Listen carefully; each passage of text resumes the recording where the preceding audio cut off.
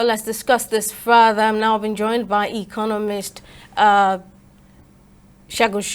He joins us in another part of Lagos. Thank you very much, sir, for joining us. Now, Nigeria has experienced a sharp increase in food prices in recent years.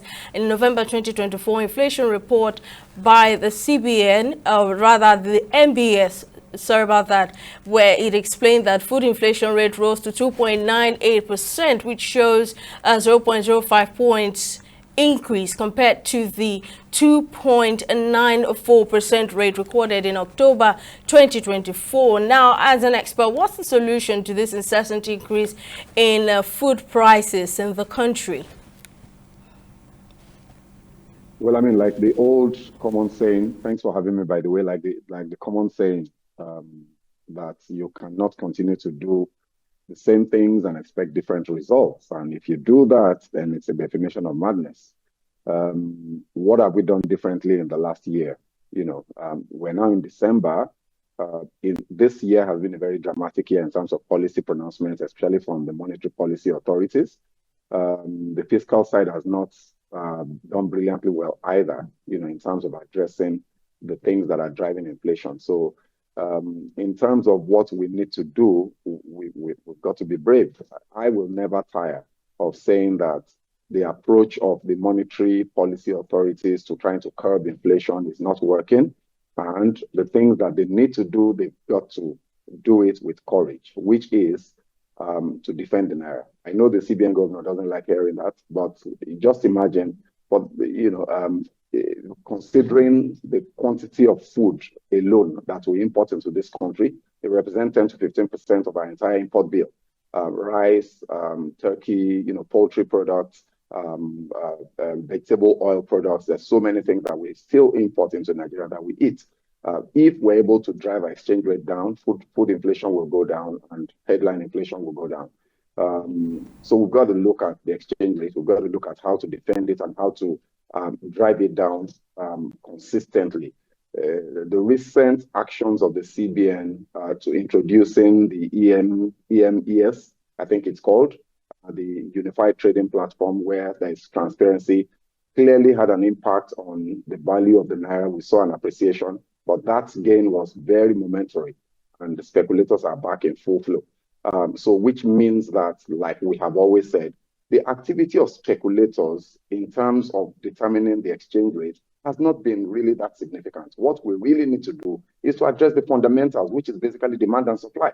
We've got to find a way to provide more liquidity and supply into the market so that the price of the naira, so to speak, or the price of the dollar against the naira can go down. If we do that, then inflation will reduce significantly because that's the primary driver. Of course, you've got other factors. You've got the money supply issue, which they are trying to address with, the monetary policy rate consistent hiking. But that, as we have seen and as we can see from this report, is not working.